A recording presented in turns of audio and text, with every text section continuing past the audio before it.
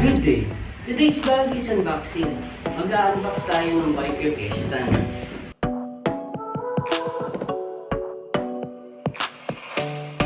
Nabili ko siya sa CS168PS sa halagang 2,288. Murang-mura na siya compare sa mga high-end na biker stand.